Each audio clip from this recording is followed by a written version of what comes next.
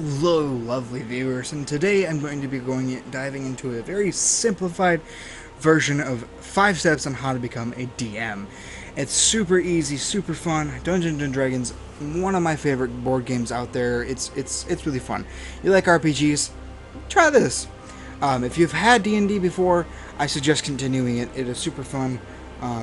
But if you're new here, welcome to D&D.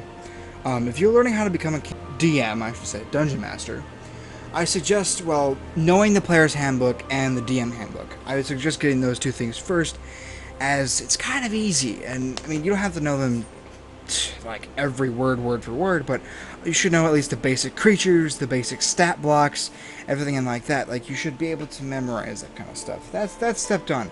Along with step 1 is getting yourself a D20, a D12, a D10, and a D8, D6, and a D4 sided dice.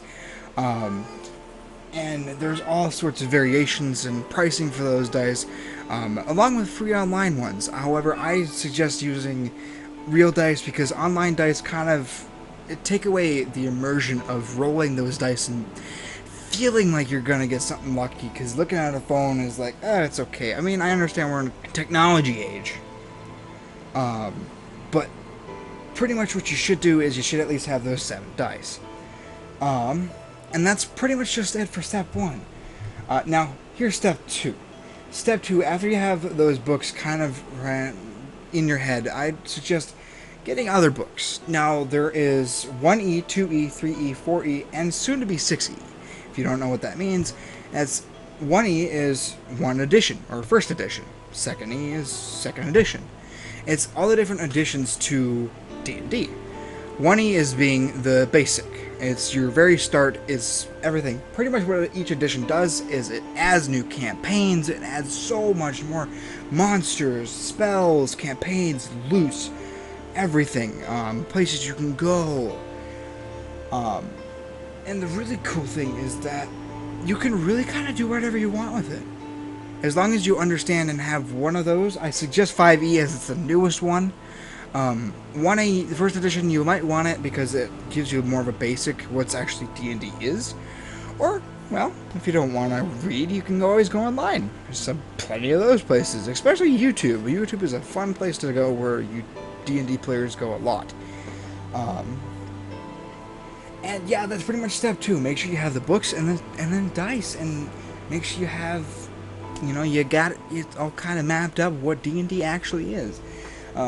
So I know step 1 and 2 kind of tie hand to hand, but it's pretty much the same thing. But step 3, what you're going to want to do is, after that, is you're going to want to plan out your campaign. You're going to want to figure out where your players are going to go, what your players are going to do, the loot, the monsters, the stat blocks. If you don't know what a stat block is, it's pretty much looking at the statistics of a creature, or a item, or a potion, or something like that. You'll see the effects, you'll see the health, you'll see the AC, which is your armor class, which means on a D20, since you roll a D20 to hit, it has to match that, actually, armor class. It has to match it or above it to hit. If it doesn't, you miss. So that's basic D&D rules for when you're in battle. Now, if you want to go way more in depth with that, again, internet, books help you a lot. But that's what you gotta do. You gotta start memorizing some stat blocks. You gotta start planning out that campaign. Take notes. Maybe design a few new characters. You could design a new people, NPCs. Design anything you want. You can go into this vast open field of everything. D&D is fun.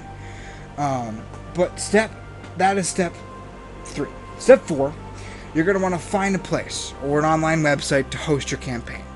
It could be your friend's house. It could be your own basement. It could be pretty much anywhere you want it. And there's a lot of online resources that you can also do it too.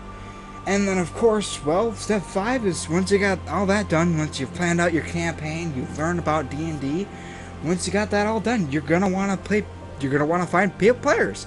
There is a vast enterprise, I shouldn't say enterprise, but a vast amount of people who get into D&D thanks to all these games and these movies that are coming out. And even back then, Stranger Things, really.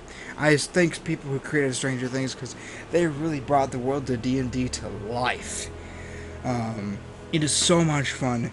It is so much stuff to get into. Again, if you want a more deeper dive, I suggest going through surfing the internet, surfing those books, and just understanding really what D&D is all about. I'm urging you to get into D&D.